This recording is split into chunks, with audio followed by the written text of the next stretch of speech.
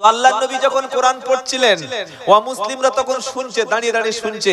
পারা নাম্বার 7, পৃষ্ঠা number 1, line number 1, আয়াত নাম্বার 83, সূরার নাম মাইদা, একদম মোটা মোটা অক্ষরে লেখা আছে। আল্লাহ বলছেন, ওয়া ইদা সামিউ মা উনজিলা ইলার রাসূল, হে আমার প্রিয় নবী, আপনার উপরে আমি আল্লাহ যে কিতাব পাঠিয়েছি, ওরা যখন এই কোরআন শোনে, এই কালামটা শুনে, আপনি তখন দেখতে পাবেন এই কোরআনটা শুনে তাদের চক্ষুটা পানিতে তখন ভিজে গেছে, আর তখন তাদের মুখ দিয়ে বলতে শুরু হয়েছে।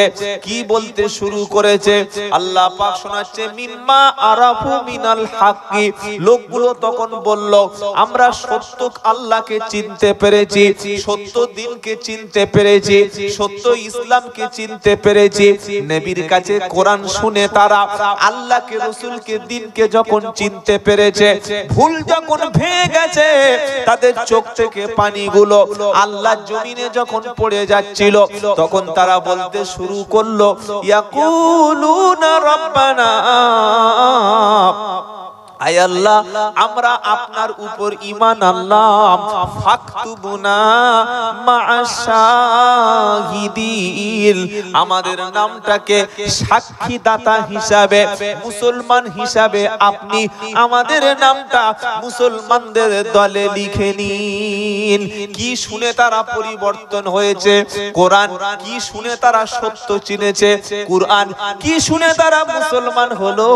ওই কিতাবের নাম হলো কুরআন।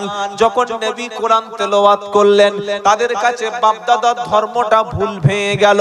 360টা মাবুদকে তারা আর অ্যাকসেপ্ট করলো না, সবগুলোকে বাদ দিয়ে আল্লাহকে, রাসূলকে সত্য বলে চিনে নিয়ে কলেমা পড়ে মুসলমান হয়ে চোখের জলটা জমিনে ফেলে নিজের ভুলটা সংশোধন করে ইসলামের মধ্যে তারা মুসলমান হয়ে গেল। জোরে বলবেন না সুবহানাল্লাহ। কি গো বাবাজিরা, আল্লাহ আল্লাহ ভাইরা, শুনলে তবে তো পাল্টাবে। তো গান শুনলে হেদায়েত হবে? ও যদি ভালো কথা না শুনে পাল্টাবে কি করে? ভালো কথা শোনার জন্য আল্লাহ কান দিয়েছে। তো শুনছে যাচ্ছে তো আজগুবি গল্প, ঠাট্টা, তামাশা, নাটক, বিভিন্ন সিনেমা, সিরিয়াল, বিভিন্ন রকমের শুনছে, তা পাল্টাবে কি করে বাবাজিরা, আল্লাহ আল্লাহ ভাইরা। তো এই রকম যখন আল্লাহর নবী সাল্লাল্লাহু আলাইহি ওয়াসাল্লাম কোরআন গুলো বলছিলেন, শত শত মানুষ কোরআন শুনছে, আর যারাই শুনছে তারা পরিবর্তন হয়ে মুসলমান হয়ে যাচ্ছে। তখন তো মাথায় হাত পড়ে গেল আবু জাহেলের, কি গো, আবু লাহাবের, উতবা, সাইবা, এরা বললে কি হবে রে? বললে কেন? বলে বুঝতে পারছিস না কি হচ্ছে? মুহাম্মদ সাল্লাম যখন কোরআন তেলাওয়াত করছে না, যে শুনছে সে মুসলমান হচ্ছে। এইভাবে যদি ধরুন, এটা আপনাদের মুসলিম পাড়া, আমি একটা অমুসলিম পাড়ায় গেলাম, একটা খ্রিস্টান পাড়া, কি শুনছেন আপনারা? খ্রিস্টান যদি ঘুম লাগে শুয়ে পড়ুন, অসুবিধা নেই, একদম লম্বা বেড রয়েছে, অসুবিধা নেই, শুয়ে পড়ুন। বসে বসে যখন শুনে আর হাফ শুনে, আর বাড়ি গিয়ে বলবে কি বলবো, হাফ শুনেছে হাফ শোনা নাই। একটা বক্তব্য করছিল একটা রাত 12টার সময় একটা বক্তা, কি বক্তব্য জানেন? ঘুমন্ত ব্যক্তির বক্তব্য না শোনানো খুব মানে উচিত, শোনানো ভয়ঙ্কর ক্ষতির কারণ হয়ে দাঁড়াবে। যারা হাফ ঘুমাচ্ছে, ঘুমোচ্ছে আর শুনছে, বক্তা বক্তব্য করছে, ইন্নামা হাররামা আলাইকুমুল মাইতাতা ওয়াদ-দামা লাহমাল খিনজির ওয়া মা উহিল্লা বিহি লিগাইরিল্লাহ ফামান ইত্তুররা গায়রা বাগিন ওয়ালা আদিন ফালা ইসমা আলাইহি ইন্নাল্লাহা গফুরুর রহিম। একদম হাই স্পিডে বক্তব্য চলছে, বুঝলেন? হাই স্পিড গতিতে, 5G তে। এবার একটা লোক খেটে এসে বসে আর ওই ঠান্ডা সুসুর করে শুনছে আর ঘুমোচ্ছে, শুনছে আর ঘুমোচ্ছে। বক্তা বলছে, পারা নাম্বার 2, পৃষ্ঠা নাম্বার 5, লাইন নাম্বার 1, আয়াত নাম্বার 173। বক্তা বক্তব্য করছে, নিশ্চয়ই আল্লাহ তাআলা হারাম করে দিয়েছে মৃত বস্তু, রক্ত, শূকরের মাংস, এছাড়া আল্লাহ ছাড়া অন্য কারোর নামে জবাই করা উৎসর্গকৃত পশু খাওয়া তোমাদের জন্য হারাম। এরপরে বক্তা বলছেন, ফামানিযতুররা গায়রা বাগি ওয়ালা আদিন ফালা ইসমা আলাইহি, যদি এমন একটা সিচুয়েশন তৈরি হয়, এমন একটা পরিস্থিতি তৈরি হয় যেখানে কোনো হালাল খাবার নাই, যেখানে কোনো খাবার পাওয়া যাচ্ছে না, হয় শূকরের মাংস আছে অথবা মরা মাংস আছে, আর ওই খাবারটুকু যদি না খাও তুমি মারা যাবে। তুমি ক্ষুধার জ্বালায় ছটফট ছটফট করছো, তোমার জীবনটা বাঁচানোর জন্য অতটুকু শূকরের মাংস তুমি খেয়ে নাও, যতটুকু না খেলে তোমার জীবন মারা যাবে। ওই ক্ষেত্রে শূকরের মাংস ওই সাময়িক ব্যাপারের জন্য তোমার জন্য খাওয়াটা ওলামারা বলেছেন কোরআনের ফতোয়া জায়েজ। তখন এই যখন শূকর শুনেছে, বক্তব্য শুনেছে শূকর খাওয়া জায়েজ, লাফ দিয়ে উঠে জুতোটা নিয়ে সোজা বাড়ি চলে গেছে, আর দাঁড়ায়নি। তার পরের দিন চায়ের দোকানে, আপনাদের এই ওটা ডোমকল নাকি ওখানে বাজারে, বললেই পাড়ার লোকেরা জিজ্ঞাসা করছে, মানে সবচাইতে বেশি জ্ঞানী লোক থাকে কোন জায়গায় জানেন বাবা? হ্যাঁ ঠিক বলে, কোন জায়গা থাকে? চায়ের দোকানে। মুখ্যমন্ত্রী মমতা ব্যানার্জি আর কদিন রাজনীতি করেছে, রাহুল গান্ধী কদিন রাজনীতি করেছে, আপনাদের ওয়াজির কি বোঝে? কি গো নরেন্দ্র মোদী কি বোঝে? অখিলেশ যাদব কি বোঝে? মায়াবতী কি বোঝে? সবচাইতে বড় বড় রাজনীতিবিদ থাকে চায়ের দোকানে। আর আপনাদের ইমাম সাহেব মাদ্রাসা যারা পড়ায় এরা কিছু জানে না, সবচাইতে বেশি জানে কারা জানেন? চায়ের দোকানের মুফতিগুলো। মাদ্রাসার হুজুররা কিছু জানে না, ইমাম সাহেব কিছু, ওরা বসে বসে বলছে চায়ের দোকানে, এই হুজুররা কি জানে? কিছু জানে? এই মাদ্রাসার মাওলানা সাহেব কি জানে? হাদিস পড়াচ্ছে। ইমাম সাহেব কিছু জানে? আমার কথা শোন। মানে এমন ভাবে চায়ের দোকানে বসে বসে ফতোয়া দিচ্ছে, মনে হয় যেন মাদ্রাসায় হুজুররা শাইখুল হাদিস কিছু বোঝে না, ইমাম সাহেব কিছু বোঝে না, ওরা বড় রাজনীতিবিদ, বড় বড় ফতোয়া। এটা কি প্রশ্ন এসেছে দেখি?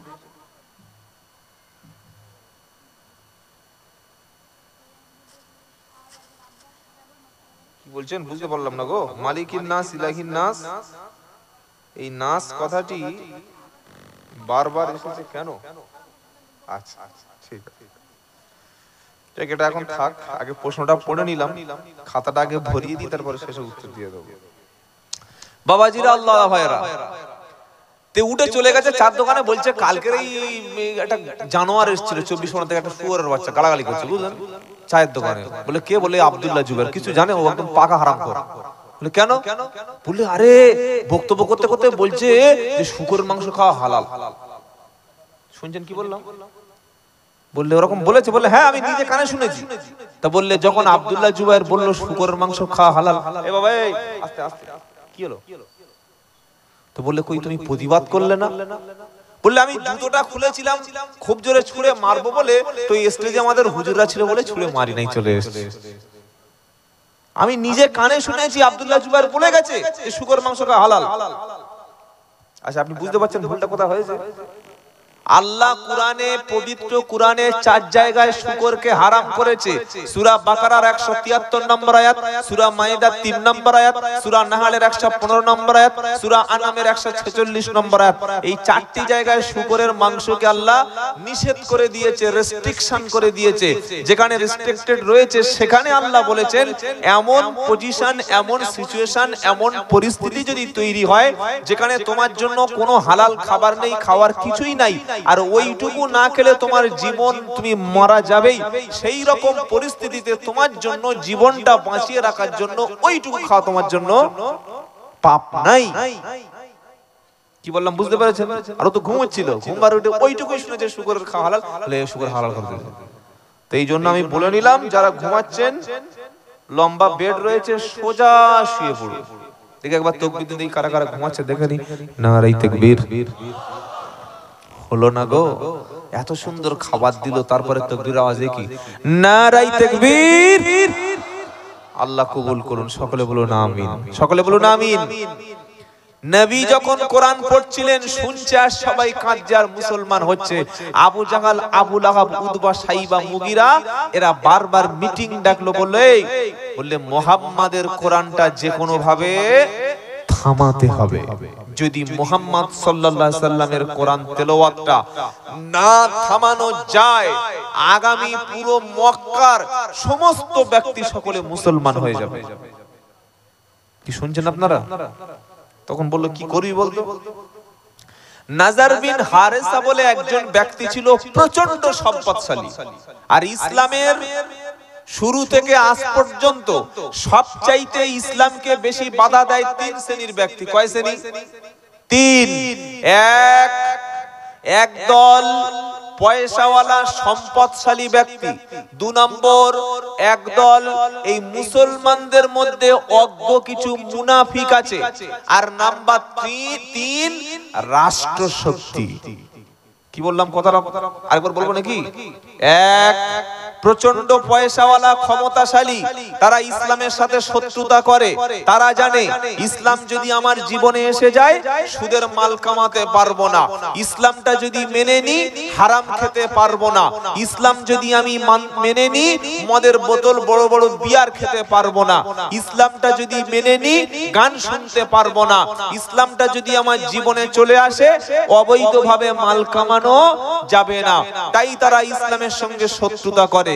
2 নম্বর শত্রুতা করে একদল অজ্ঞ জাহিল মুনাফিক নামধারী মার্কা কিছু হুজুর টাইপের আবার মুনাফিক আছে। বলে হুজুররা মুনাফিক না, তারা হুজুর নয়, হুজুরের লেবাস ধরে। কি শুনছেন আপনারা? তারা মুসলমানদের মধ্যে ধোঁকা দেওয়ার জন্য পীর সাজে, মৌলবি সাজে।